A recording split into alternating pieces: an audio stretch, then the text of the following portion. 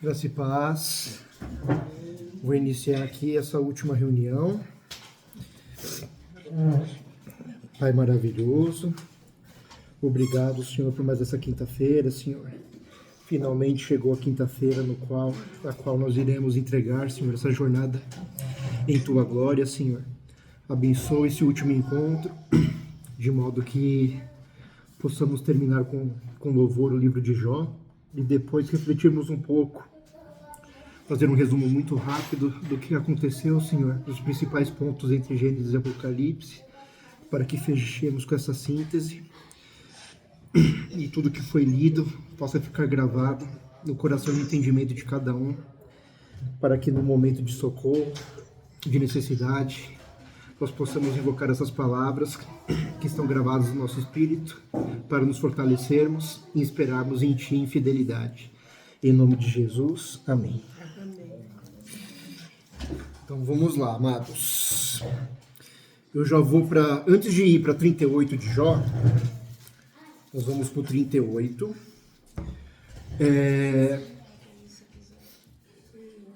Não foi proposital terminar em Jó. É como se Jó fosse ficando para trás, na medida que eu fui organizando os livros. Jó foi ficando, mas eu acredito que tenha sido de propósito, porque quando eu fui terminar o resumo de hoje, essa palavra mexeu, principalmente o capítulo 38 ao 40, mexeu fortemente comigo essas passagens, porque é quando Deus aparece, né, finalmente, para responder aos anseios de Jó, né? E ali o Senhor descreve tudo que ele fez, né? Ele descreve, eu vou fazer isso minuciosamente, todos os aspectos que o Senhor fala em relação ao que ele fez, mas é muito bonito terminar a jornada bíblica com o próprio Deus dando testemunho de si mesmo, né? O próprio Senhor falando dos seus feitos, de como ele projetou todas as coisas e para quem ele projetou, né? E então vamos dar início. Eu vou tentar aprofundar o máximo que eu posso, principalmente do 38 ao 40. Então, Jó, capítulo 38. Nós vamos ver aqui primeiramente dos versículos 10 e 11. Uma passagem que eu acho muito forte e muito bonita. Então, Jó 38, 10 e 11. Diz assim. Vou ler a partir do 8 para contextualizar.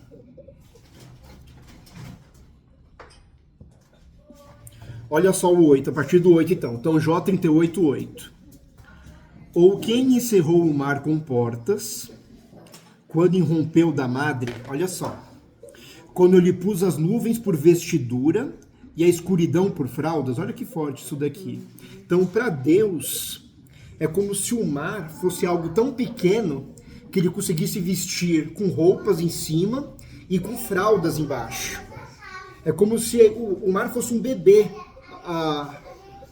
na magnificência e grandeza de Deus. Quando eu lhe tracei limites, ele pôs ferrolhos e portas. E disse, até aqui virás e não mais adiante, e aqui se quebrará o orgulho das suas ondas. Então, isso aqui sempre me pega bastante, porque toda vez que nós vamos na praia, eu vejo claramente o cumprimento dessa palavra, né? Como que o Senhor realmente estabeleceu limites ao mar, e não compete ao mar passar determinada distância, né? Como o Senhor fez, e algo grandioso, né? Quando a gente vê no mapa o tamanho do mar, e vendo que ele não recua aquilo que o Senhor determinou para ele, isso eu acho muito forte, né? E o modo do Senhor tratar o mar como um bebê também, né? Como se fosse uma criança na qual ele veste. Boa noite. Então aqui, o Senhor, ele impôs controle sobre o mar. Na sequência, no versículo 12, o Senhor vai impor seu domínio e controle sobre outra esfera. E aí diz assim, acaso, desde que começaram os teus dias, deste ordem à madrugada, ou fizeste a alva saber o seu lugar? Então o que o Senhor está falando aqui? Se Jó, ele tinha conhecimento de como a noite vira dia, né? como que ele consegue conceber um dia em trevas, como nós estamos contemplando agora, né? Agora nós estamos no dia em trevas. Está tudo escuro, né? Nós só estamos enxergando porque o Senhor deu entendimento para fazermos iluminação, né? Para termos inteligência para manipular a energia elétrica, mas se ela não tivesse aqui, nós estaríamos em trevas agora, em escuridão, sem auxílio do fogo, da vela, da eletricidade. Então, o Senhor pediu para Jó, explica esse mistério de você estar em trevas, até mais ou menos 4 horas da manhã, e de repente a luz começa a vir, né? Com a alva aparecendo com o sol, né? O sol vem e de repente as trevas viram luz. E depois o mesmo fenômeno acontece, né? Se aproximando das 18 horas, né? Essa luz que estava, ela sai e dá lugar às trevas novamente, né? E o Senhor está no controle sobre tudo isso, desde o momento que ele disse lá em Gênesis 1, haja luz e houve luz. A partir daquele momento, Deus estava regendo esse processo durante milhões de anos. Então isso é muito fantástico também, algo que a gente às vezes não para observar, né? Porque nós estamos com luzes artificiais aqui. Tudo bom, né? Depois, na sequência, nós vamos para o 19 ao 21, onde o Senhor faz mais um trocadilho de luz e trevas aqui, ó. Então, no 38, 21 diz assim: Tu sabes, porque nesse tempo eras nascido... Vou ler um pouquinho antes, vou ler no 19. Então, Jó 38, 19. Onde está o caminho para a morada da luz? Olha lá, mais uma vez, Deus indagando sobre onde mora a luz. E quanto às trevas, onde é o seu lugar? Para que as conduzas aos seus limites e discernas as veredas para a sua casa? Tu sabes, olha só como Deus é irônico e sarcástico. Tu sabes, porque nesse tempo eras nascido e porque é grande o número de seus dias. Então aqui, o Senhor, além de criar a luz e as trevas e fazer separação entre elas e alterná-las, o Senhor também foi o criador da ironia. Estava falando com a Dessa hoje no carro, né? Que até a gramática, a gente pensa que a fala é uma coisa que nós inventamos, né? Que o homem desenvolveu e inventou. E as figuras de linguagem também, a gente pensa que nós inventamos as figuras de linguagem. Mas aqui Deus está se apropriando de uma figura de linguagem chamada ironia, né? Ele está colocando como se Jó existisse desde a eternidade e soubesse aonde que mora a luz, aonde mora as trevas e como que se dá a alternância delas. Então aqui, Deus mostra o seu lado sarcástico e irônico para Jó, mostrando que ele também é o criador da gramática, o criador das figuras de linguagem, o criador de tudo que existe, inclusive nos escopos nos quais nós julgamos sermos os criadores. Depois, na sequência, nós vamos ler o 25, onde dessa vez Deus vai clamar para si o domínio dos fenômenos naturais. Então no 25 diz assim: quem abriu regos para o aguaceiro, ou caminho para os relâmpagos dos trovões, para que se faça chover sobre a terra, onde não há ninguém, e no ermo em que não há gente, para desedentar a terra deserta e assolada, e para fazer crescer os renovos da terra. Então dessa vez, o Senhor reivindica ser o dono dos fenômenos naturais, né? Ele é aquele que faz a água cair da nuvem, que faz a precipitação acontecer. Ele dá um percurso para o raio descer do céu e cair em determinado lugar. E ele faz chover em pontos propositais para que haja vida onde às vezes ninguém habita. O Senhor está dando vida naquela localidade. Então ele rege todo o ciclo da vida, né? Tem lugar que ele permite que não chova, para criar um lugar árido, um lugar seco, um deserto, por exemplo. E tem lugares que ele permite, e esse lugar que ele permite, às vezes, é um lugar que ele vai fazer animais se migrarem, né? Então, quando eu via documentários de animais, principalmente de National Geographic, Discovery Channel, eu ficava fascinado quando chegava a determinado ponto do ano, que os animais, por algum motivo, eles sabiam que eles tinham que migrar, né?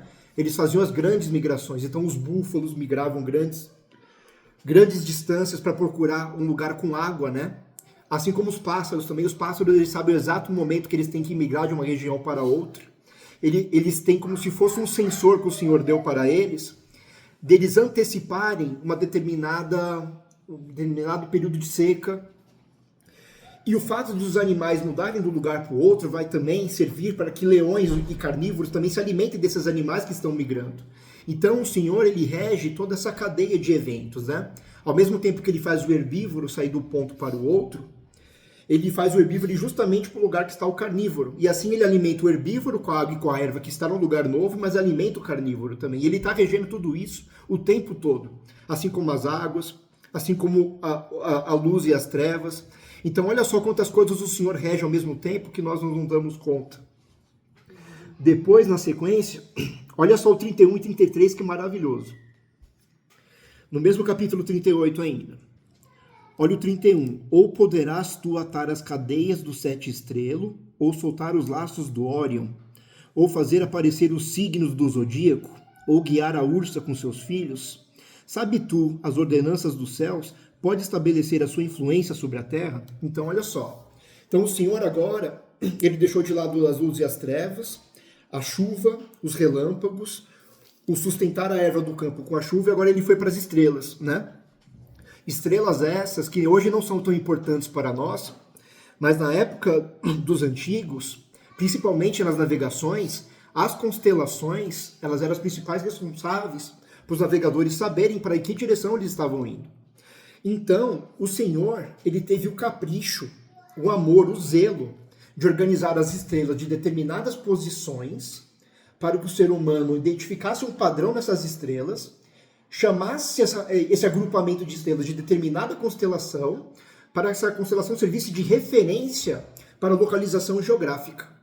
Então, olha só como Deus pensou tudo nos mínimos detalhes. Ele sabia que o homem, no qual ele dotou de inteligência, iria enxergar determinado padrão nas estrelas, e que esse padrão seria suficiente para que o homem pudesse se localizar geograficamente. Então, olha só o quanto o Senhor foi carinhoso e maravilhoso nisso tudo. E aí, o Senhor falou comigo nessa manhã o seguinte: a princípio parece um ser arrogante, né? Um ser que fala dos seus feitos. Só que se você for ver, cada coisa que ele fez não foi para ele, de certa forma, né? Tudo que ele fez foi pensando no homem, né? Tudo que a gente vê aqui, né? A precipitação, a chuva, o fato do Senhor tirar as trevas e permitir 12 horas de luz para o homem poder enxergar e poder ter oportunidade de pegar o seu alimento, né? Trazer para o seu lugar, para o seu abrigo, e passar aquelas trevas no qual ele vai, antes de dormir, alimentado, com a barriga cheia. E depois ele se preocupa que esse homem possa se localizar no planeta que ele fez, né? Então ele deu as estrelas, né? Como se fosse uma bússola astrológica celestial para que o homem pudesse se guiar nessa vastidão de mundo. Então um Deus que ao mesmo tempo aponta para as coisas que fez, ao mesmo tempo não foi para ele que ele fez tudo pensando no homem. Isso mostra o carinho e o amor, além do entendimento que ele deu para nós compreendermos todas essas coisas, né? Ele fez e deu inteligência para a gente compreender cada um desses aspectos.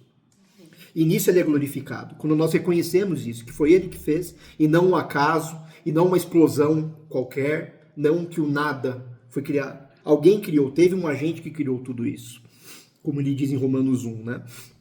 Para quem não crê em Deus, o Senhor dá testemunho de si pelas coisas que foram criadas, diz Romanos 1, né?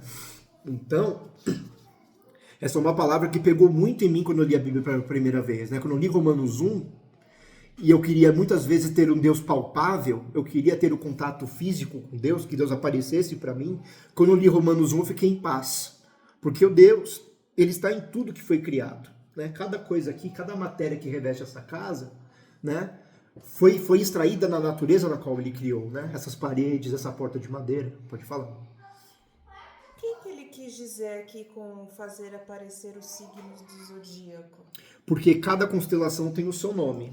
Então, por exemplo, o horóscopo, né? Tem as 12 casas do zodíaco, né? Começando em Áries e terminando em Peixes. Isso são constelações nos céus. Então, essas estrelas obedecem certa ordem e certa organização. Por exemplo, a constelação de Escorpião tem 15 estrelas. E a parte que fica no coração do Escorpião chama Antares, que é a estrela mais brilhante de Escorpião. Entendeu? Então, o Senhor deu inteligência para o homem poder batizar cada ajuntamento de estrelas de determinada constelação. Então, a constelação de Áries, o homem enxergou um carneiro ali. Por isso que batizou de Áries. Entendeu? Então, cada constelação teve uma aparência para o homem batizou e se orientou por elas. Entendeu? Mas isso para te guiar... Direcionamento geográfico. Navegamento. Direcionamento geográfico. Navegação. Assim, por exemplo, quando os 3 magos foram visitar a Cristo, o Senhor usou uma estrela, né? Para guiar os 3 magos até Jesus. Entendeu? Fez aparecer uma grande estrela, essa estrela serviu de ponto geográfico. Mas aí o homem distorce. Ela pega as estrelas e faz um horóscopo e fala que as coisas são regidas pelas estrelas e não por Deus. E aí a glória vai para quem? Para as estrelas, não para o Criador. Essa ursa aqui é uma constelação. É uma constelação, tudo é constelação. Orion é uma constelação. Orion, por exemplo, ela tem 3 estrelas na horizontal, como se fosse um cinto. Orion é um homem. Então ela tem o formato de um homem, e essas 3 estrelas aqui centrais é o cinto de Orion, o cinturão de Orion, né? Assim como as 3 Marias que todos nós conhecemos também, né? São sempre aquelas 3 estrelinhas, Cruzeiro do Sul. Quem é do interior, né? É, principalmente. A minha cidade, eu lembro quando a gente era criança, a minha cidade não tinha luz. Aí, ó. Olha. Era Estava em trevas perpétuas ali. Aí, ó. Então o céu era cravado, assim, de muita estrela. E minha mãe a gente ficava brincando disso. Olha o urso. Então. Olha, não sei o que lá. Exatamente. Tentando identificar os padrões, né? Que figura que elas formam. Exatamente. Então, essa foi a finalidade que o Senhor fez. Mas tudo que o Senhor faz, o homem tenta distorcer e adorar a criatura. Entendeu? Então ele pega o sol que o Senhor fez para fazer distinção de luz e trevas, ele adora o sol. Como os egípcios fizeram, chamando ele de Ra, né? Se pegarmos a lua, foi chamada de Artemis pelos gregos, de Suzano pelos japoneses. Então, independente da cultura, né? Eles vão tentar sempre atribuir divindade à criatura e não ao Criador que as fez, né? O homem tem dificuldade de ir em direção ao Criador. Ele quer sempre um mediador material, palpável, né? Mas quando eu li Romanos 1, eu fiquei em paz. Porque fala que Deus se manifesta pelas coisas pelas quais ele criou, né? E então o homem... Os céus anunciam a sua glória. Exato. Então o tempo todo nós testificamos Deus por tudo que foi criado. Embora nós não tenhamos o contato com Deus, porque ninguém viu a Deus. E por isso que veio o Messias, o Cristo, que é a manifestação material de Deus, né? Para nós. E aí... Depois das estrelas, nós vamos agora para o capítulo 39, do 1 ao 4, agora onde o Senhor vai mostrar cuidado pelos animais. Então, depois de sair dos céus das estrelas, ele vai vir para os animais. Aí começa assim no 39:1. Olha só isso daqui que profundo, ó. Vou começar antes. Vou começar no 38 ainda. Vamos começar no versículo 39, do capítulo 38. Então, Jó 38 ainda, a partir do 39. Diz assim: caçarás, porventura, a presa para a leoa? Ou saciarás a fome dos leãozinhos, quando se agacham nos covis e estão à espreita nas covas? Então, aqui você vê aquilo que eu falei para você dos carnívoros, né? Como o Senhor, ele organiza o ecossistema de determinada forma, alimentar carnívoros também. No caso aqui, ele citou como exemplo o leão, né? Depois, no 41, olha só. Quem prepara aos corvos o seu alimento, quando seus pintainhos gritam a Deus e andam vagueando por não terem o que comer? Então aqui mostra que o Senhor, ele não tem compaixão só por homens, mas um passarinho que pia com fome no ninho, né, constrange a alma e o espírito do Senhor ao ponto dele reger, de certa forma, para que esses pintinhos comam, esses filhos de corvos comam. Então, um filho de corvo, um filhote de corvo, piando por fome é o suficiente para mexer com as entranhas do Criador. Então ele mostra que nada foge a ele. Tudo que ele criou, ele rege, ele governa e ele procura gerenciar. Ele não joga ao esmo. Ele não deixa a sua própria sorte. Ele está regendo todas as coisas. Aí continuando no 39 agora, capítulo 39 mesmo, no 1. Sabes tu o tempo que as cabras monteses têm os filhos? Ou cuidaste das corças quando dão as suas crias? Então, até o período de gestação de cada animal foi determinado para ele. Foi determinado por ele. Podes contar os meses que cumprem? Ou sabes o tempo do seu parto? Porque o Senhor sabe quando vai acontecer o parto de cada ser vivo da terra. Elas encurvam-se para terem seus filhos e lançam de si as suas dores.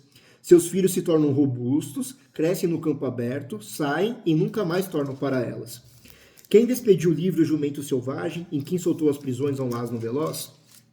E agora aqui eu vou dar uma pulada para o versículo 13. Então olha só o 13, que bonito. Do 39. O avestruz bate alegre as asas. Acaso, porém, tem asas e penas de bondade? Ou seja, é à toa que ele tem essas penas, essa plumagem bonita? Não, teve um criador que o decorou desta forma, que o ornamentou desta forma. Continuando no 14. Ele deixa os seus ovos na terra, olha só, e os aquenta no pó, né? E se aquece e se esquece de que algum pé os pode esmagar, olha só, ou de que podem pisá-los os animais do campo. Então aqui, o Senhor falou que o avestruz ele é um ser meio insensato, né? Então ele é um ser majestoso e maravilhoso, com uma plumagem linda, mas ao mesmo tempo ele é insensato. Ele choca o ovo na terra, né? E em vez de deixar o ovo num lugar seguro, ele deixa o ovo lá jogado no terra, podendo ser pisado, destruído e comido por outros animais. Então ele é um animal imprudente, né? E aí no 16 diz assim, trata com dureza os seus filhos, como se não fossem seus. Então o avestruz é um pai rigoroso. Embora seja em vão o seu trabalho, ele está tranquilo. Então olha só aqui. O avestruz, ele tenta criar o filho com uma disciplina dura. Pensando que o cuidado dele vai fazer o filho agir de determinada forma. Mas quem está cuidando desse filho, na verdade, é o Senhor. E dependente do que o avestruz faça, tem alguém por detrás gerenciando certo aspecto da vida desse avestruzinho, né? E olha só o que ele vai falar aqui depois no fim, ó. Porque Deus lhe negou sabedoria, então negou sabedoria para o avestruz e não lhe deu entendimento. Mas quando de um salto se levanta para correr, ri-se do cavalo e do cavaleiro. Olha só que bonita essa parte. Então o que o Senhor está falando aqui? Ao mesmo tempo que o avestruz é um animal insensato e ríspido com os filhotes, que são aspectos que o Senhor considera como negativos, ele deu um dom extraordinário de velocidade de corrida para o avestruz, a tal ponto que o cavalo, que é um ser dotado de tal habilidade, tem inveja do avestruz, né? De ele ser um corredor muito mais exímio e capaz do que o cavalo. Então o que o Senhor está falando com isso? Que cada criatura que ele colocou na terra tem as partes débeis, os defeitos, né? As partes nas quais precisam ser trabalhadas, mas o Senhor sempre deu um talento superior que vai se destacar ao ponto dos outros te invejarem. Então, tudo que o Senhor fez, ele dotou de fraquezas e de grandezas, entende? Nada aqui é inútil, todo mundo tem um potencial latente, um determinado dom específico que vai fazer você brilhar e que às vezes pode causar invejas em muitas pessoas. Então, por isso que ele pegou o avestruz de exemplo. Vai ter as suas debilidades, mas vai ter também as suas grandes virtudes, entendeu? Você vai ter sempre essa dualidade durante a sua vida. Depois, nós vamos pro 13 a 18. Deixa eu ver se eu já li. Já li. Vamos agora pro 42, finalmente, que é a parte que a ficha de Jó cai. Nós vamos ler do 1 ao 6. Depois nós vamos um pouquinho mais além. Mas só um pouquinho. Então diz assim, ó. Então respondeu Jó ao Senhor: bem sei que tudo podes, como nós vimos nos capítulos anteriores, e nenhum dos teus planos pode ser frustrado. Quem é aquele, como disseste, que sem conhecimento encobre o conselho? Na verdade, falei do que não entendia. Coisas maravilhosas demais para mim, coisas que eu não conhecia. Escuta-me, pois havias dito, e eu falarei, eu te perguntarei, e tu me ensinarás. Eu te conhecia só de ouvir, mas agora os meus olhos te veem. Por isso me abomino e me arrependo no pó e na cinza. Então Jó se sentiu envergonhado quando ele percebeu a verdadeira natureza do Senhor. Ele percebeu realmente que a sua justiça, por mais que ele seja um homem santo, o homem que procurava se desviar do mal, quando o homem, segundo o livro de Provérbios, né, no qual Salomão instruiu, Jó era esse tipo de homem. Só que demorou para Jó entender que a plenitude não era possível a ele, né? Ele não conseguiria encher o cálice do Senhor, o cálice de justiça que o Senhor requer de cada um de nós. Ele não pode ser preenchido por nenhum ser humano, independente do quão santo, do quão dedicado e de quão prudente ele for. E ali o Senhor fez Jó entender isso, né? Descrevendo o seu poder, a sua glória. o quão distante nós estamos de compreendê-lo, e aí o Senhor, sendo generoso, ele tentou nos explicar um pouco sobre ele, uma fração do que ele é, pelo que ele fez, né? Esse é o quanto nós podemos saber de Deus, apenas o que ele criou. E aí Jó compreendeu que ele não poderia satisfazer essa grandeza, e aí ele se arrependeu de determinados pontos que ele foi arrogante, que ele foi prepotente, batendo no peito, falando que ele não merecia esse tipo de condenação, que ele já estava justificado por viver uma vida santa. Mas a justificação nunca esteve com ele, sempre esteve com aquele que falou com ele aqui no final, né? A partir do redemoinho. A justificação sempre estava nas mãos do Senhor, sempre está nas mãos do Senhor, e nunca esteve na mão de homem algum, e Jó entendeu essa verdade. E aí se envergonhou, se arrependeu. E aí, seguindo no versículo 7, nós vamos ver agora a punição para os amigos bondosos de Jó, né? Então, continuando aqui no 7, diz assim: tendo o Senhor falado essas palavras a Jó, o Senhor disse também a Elifaz, do Temanita: a minha ira se acendeu contra ti e contra os teus 2 amigos, porque não dissestes de mim o que era reto, como o meu servo Jó.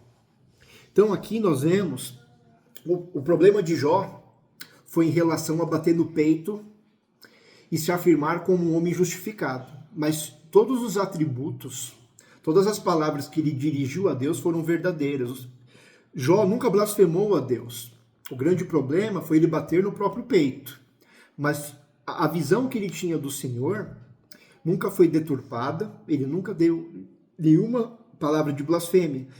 Em contrapartida, os amigos, eles utilizaram Deus como se fosse uma desculpa, né, para poder acusar Jó de um pecado que eles não sabiam se Jó tinha, né? Então, aquele falso testemunho, o que a gente chama de calúnia nos dias de hoje, né? Eles não confirmaram um delito explícito de Jó, né? Eles não viram Jó roubando, Jó adulterando, Jó blasfemando, Jó mentindo. Eles não viram Jó praticando nenhum pecado. Mas como eu disse na semana passada, mas pela condição empobrecida, miserável de Jó, né? Eles formaram um argumento: se você está assim é porque você pecou, logo você é um pecador.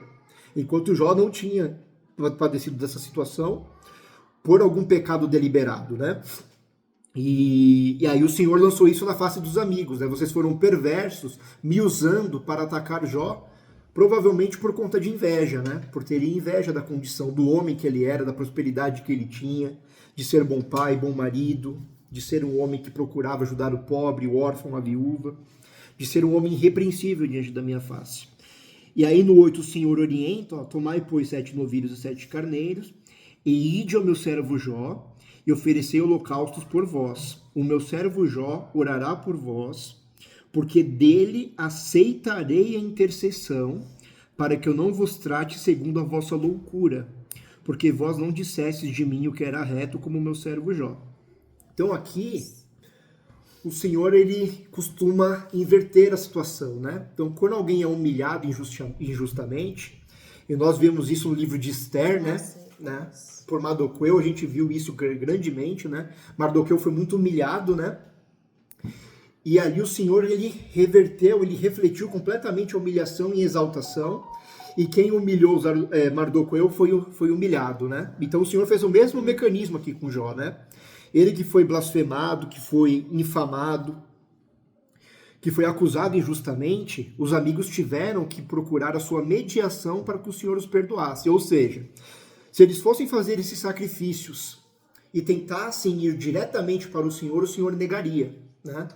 Então eles teriam que passar pela mediação da oração de Jó para eles serem perdoados. Ou seja, o perdão de Deus a eles estava condicionado à oração de Jó. E Jó não foi perverso, ele não guardou aquela maldade dos amigos no coração, e ele orou pelos amigos, né? Mostrando que naquele momento ele estava orando pelos seus inimigos, né? Assim como Jesus nos ensinou no Novo Testamento, né? Amai os vossos inimigos, orai por aqueles que vos maltratam e vos perseguem. E aqui você já vê Jó cumprindo o evangelho. Ele começou a compreender a Deus no capítulo 42 e já começou a agir com o coração segundo o evangelho logo na sequência, né? E assim esse livro lindo se dá ao fim, né? Esse livro poético e maravilhoso. E agora eu vou fazer um resumo bem breve de tudo que nós vemos, né? Mais ou menos para vocês entenderem cronologicamente, né? O que aconteceu até aqui. Então, em Gênesis, né? Nós tivemos a criação de todas as coisas, né? O Senhor criou todas as coisas que existem. Luz e trevas, terra e mar, árvores, ervas, homens, animais, astros, estrelas, tudo, né? E depois ele começou a mostrar o seu relacionamento com o homem a partir de Adão e Eva. Eles transgrediram, teve o pecado original, no qual todos nós nascemos herdando ele de Adão. Depois teve Caim e Abel, o primeiro homicídio. Depois vimos a maldade do mundo, né, se multiplicar, e o Senhor ter misericórdia por Noé, né? E mediante a Noé ele deu uma oportunidade da humanidade não ser dizimada. E a humanidade continuou a partir de Noé, né? Depois um dos descendentes de Noé, a saber o 10º, que foi Abraão, né? Foi o patriarca no qual o Senhor escolheu para dar origem ao povo judeu, né? Que a princípio era o povo hebreu, né? Que depois, nos dias atuais, são chamados de judeus, né? E ali o Senhor fez um pacto que em Abraão ele abençoaria, né, toda a terra. E nós somos abençoados não como descendentes de Abraão, porque não sabemos se temos sangue de Abraão, mas com certeza somos filhos de Abraão segundo a fé, como diz o livro de Hebreus, né? Nós herdamos isso mediante a fé, né? Nós cremos, né, que o Cristo morreu e foi ressuscitado, e isso nos foi imputado por justiça. Todo aquele que crê nisso, né, e for batizado, isso é imputado por justiça. E depois ele mostra a sequência desse plano. Veio Isaac, renovou a aliança, veio Jacó, reforçou a aliança. Depois, mediante a José, no finalzinho de Gênesis, ele consegue salvar parte do povo hebreu, né, pelas mãos de José do Egito, que a princípio foi abandonado, foi rejeitado, mas depois foi glorificado, mostrando um pouco da vida dele, né, como a vida de Cristo também seria, né? Na primeira vinda ele foi humilhado, ele foi rejeitado, mas quando ele voltar ele será glorificado também, né? Então vimos esse paralelo da vida de José com a vida de Cristo, né? Depois começa o livro de Êxodo, onde vai ser pautado em Moisés, né? Que foi levantado como profeta para finalmente dar uma lei para o seu povo, para que o seu povo pudesse viver de acordo com uma determinada lei. E foi dado a Moisés o encargo de levar esse povo, né, para a terra de Canaã. E esse povo, né, como a gente viu, era muito bonzinho, muito obediente, né?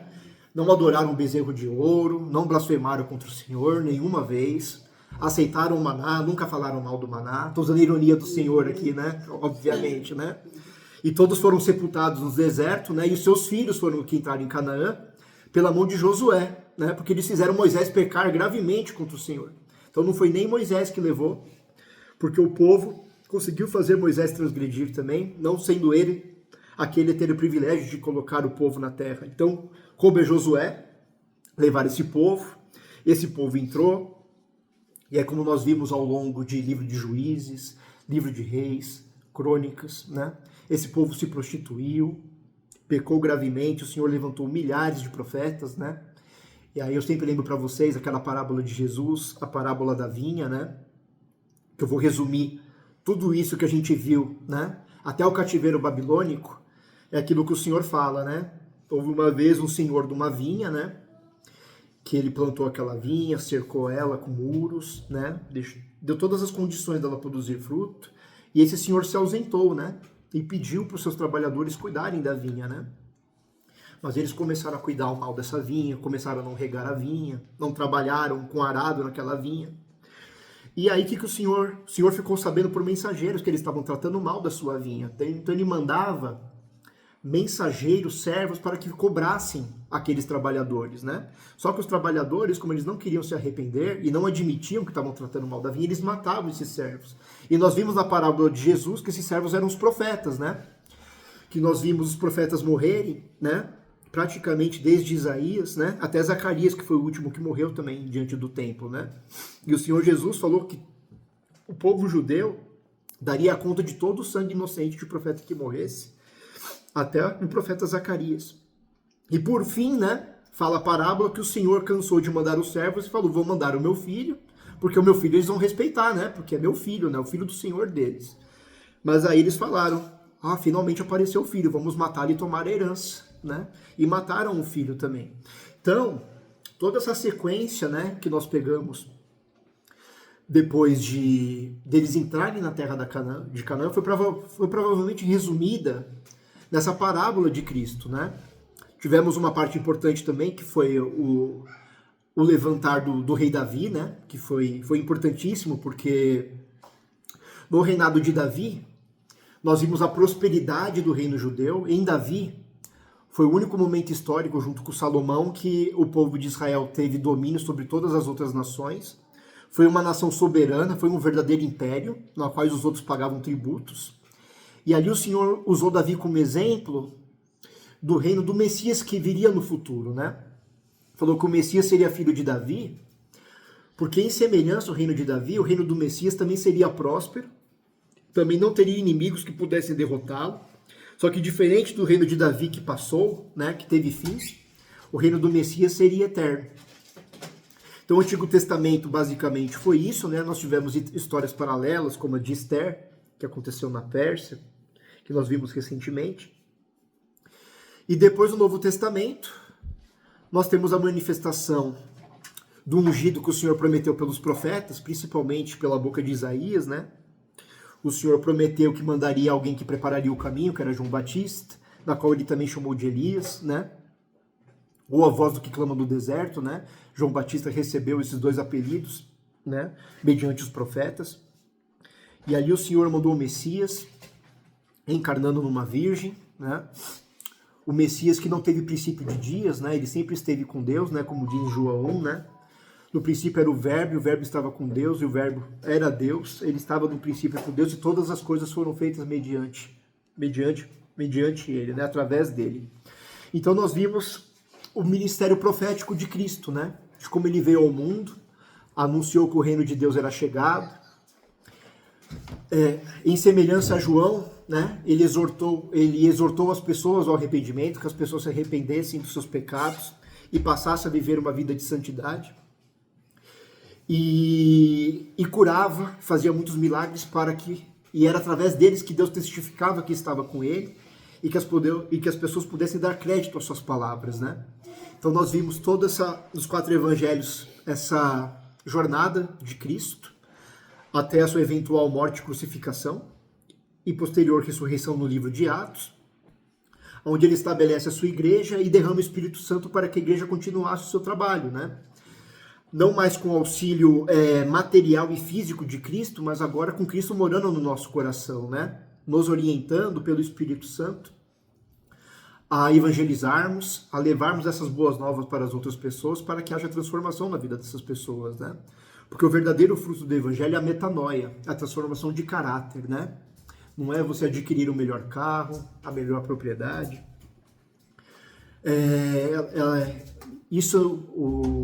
O seu novo nascimento não é evidenciado por prosperidade monetária ou financeira, mas é evidenciado por uma grande transformação de caráter, ao ponto de uma pessoa olhar para você e ficar cético que é você mesmo, né? Como assim você se converteu, né? Só o fato de você se converter significa, né, que o Senhor fez alguma coisa. Seria impossível essa transformação acontecer em ti próprio sem nenhum agente por detrás, né? Então, esse é o maior testemunho, né, que nós temos para apresentar ao mundo, né? Principalmente quando nós éramos notoriamente maus e perversos, ou promíscuos, ou mentirosos, ou agressivos, e de repente passamos a ser mansos, verdadeiros, honestos, não mais promíscuos, mais santos, né? E aí mostra, no livro de Atos nós mostramos 2 núcleos principais. Nós percebemos que o Senhor, ele dividiu a sua missão entre o apóstolo Pedro e o apóstolo Paulo, né? A princípio ele colocou Pedro, Tiago e João para cuidar dos judeus e colocou o apóstolo Paulo para viajar ao mundo para cuidar dos gentios, né? Para fazer só uma família em Cristo, uma família composta de judeus e de gentios. Então nós vemos isso em todas as cartas paulinas, né? Como que Paulo viajou para a região que hoje é a Turquia, fundou a Igreja da Galácia, a Igreja de Éfeso, foi para a Grécia, fundou Filipos, fundou a Igreja de Macedônia, fundou Corintos, que deu muito trabalho para ele, como nós vemos nas cartas. Não chegou a fundar Roma, né? Mas foi uma das cartas mais bonitas que ele enviou para Roma. Até damos glória a Deus por isso. Ainda bem que Paulo não foi para Roma, porque nós temos uma das cartas mais bonitas da Bíblia, né? Por Paulo não ter ido para lá. Talvez se Paulo tivesse ido, não teríamos uma carta tão maravilhosa, explicando tanto da justificação pela fé e não por obras, né? E ali nós vimos as cartas paulinas, depois as cartas pastorais de Tito, de Tiago, um pouco também. Temos as cartas universais de João e de Pedro, nas quais eles expõem as verdades do evangelho que lhes foram confiadas. Temos também a epístola de Judas, irmão do Senhor. E por fim o livro de Revelação, né? O livro do Apocalipse, onde terá o desfecho final, onde o Senhor apresentou em certa medida para Daniel e para o profeta Zacarias. E para Ezequiel, né? Que nós vemos também, né? Aquelas metáforas sobre a água que jorra do templo, né? A água da vida, a árvore da vida, os frutos que saem dela, a Nova Jerusalém, que virá até nós. Então esse foi um resumo muito rápido de tudo que nós vimos, só para vocês terem uma noção mais ou menos do que foi a Bíblia. E aqui terminamos, irmãos.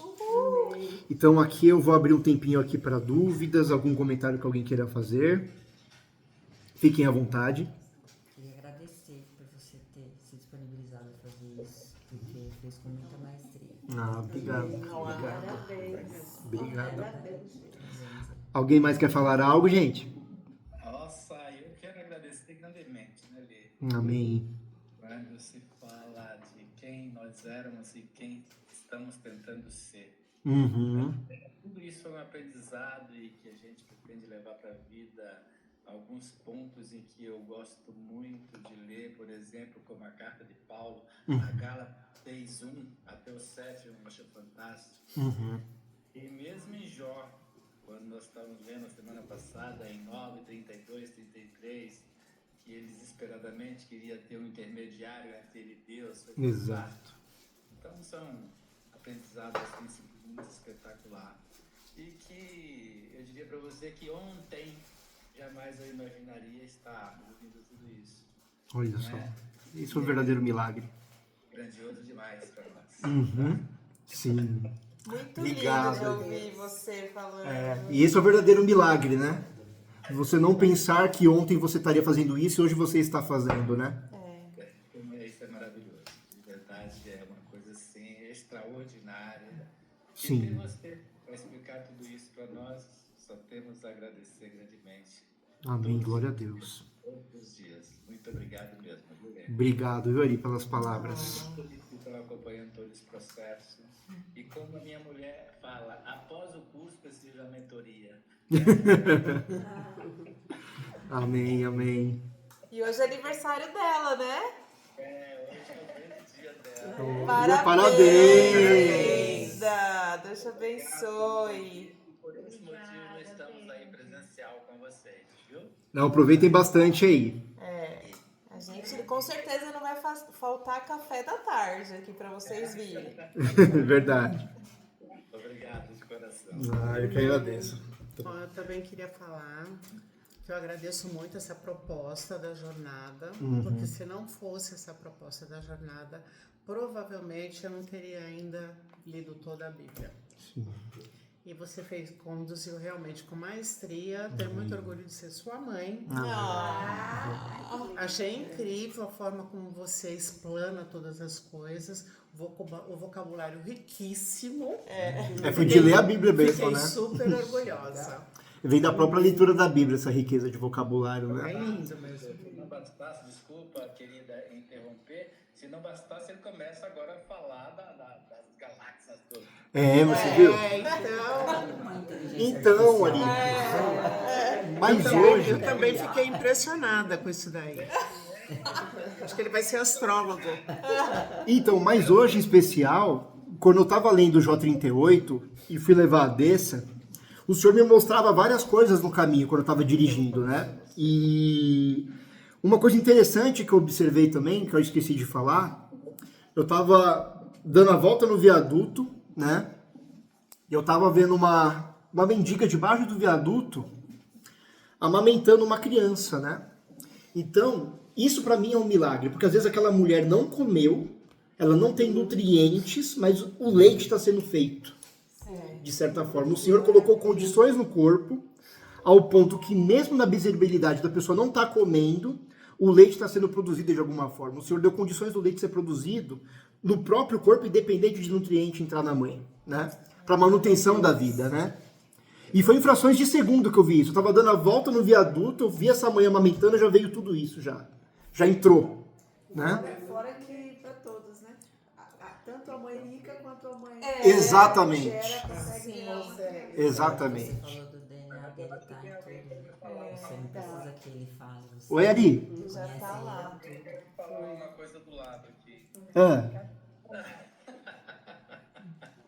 Querido, é o seguinte, naqueles tempos aí Deus tinha Pedro, Deus tinha Paulo, Deus tinha todos eles para fazer, tinha Ezequiel, mas não se esqueça que nós estamos no mundo de hoje, vivendo o mundo de hoje, e sem querer, sem perceber, mas você é o nosso Ezequiel de hoje. Amém. Amém. Por isso está com nós. Deus está vendo tudo isso. Glória a Deus. Eu vou encerrar, meus amados. Vamos fazer essa última oração para encerrarmos. Pai maravilhoso, entramos em sua presença e oração, Senhor, como igreja, como mais de 2 reunidos em seu nome, Pai, te agradecendo por nos fortalecermos ao longo dessa jornada, Senhor, que começou em fevereiro e terminamos ela hoje, Senhor. Obrigado por nos dar força, perseverança, determinação para lermos todos os capítulos, Senhor, para poder te entregarmos, Senhor, essa jornada na qual nos ansiamos e não desistimos.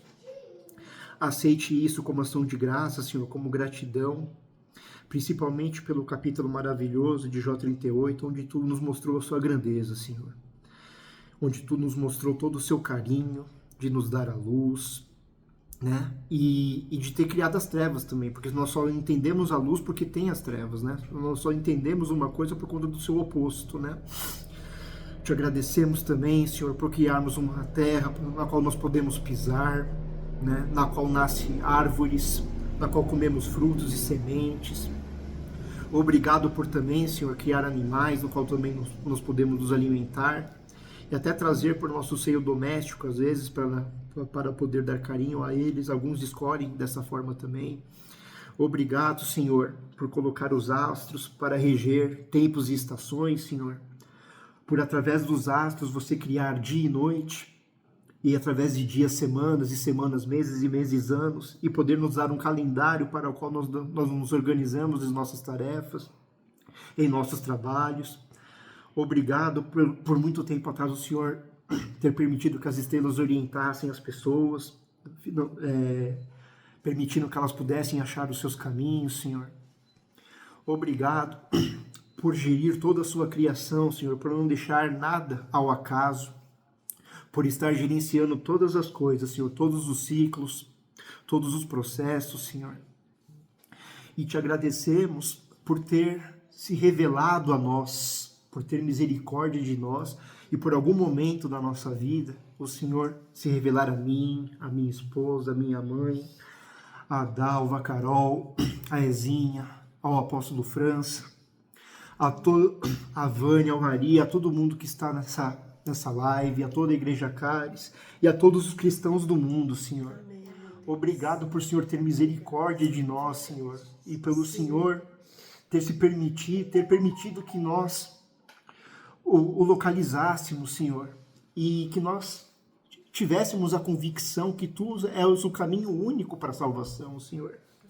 Que ela não viria por nenhuma outra via, Senhor. E essa convicção é forte, não veio de nós, como você disse com o apóstolo Pedro, né? Aquela confissão que Jesus Cristo é o Messias, né?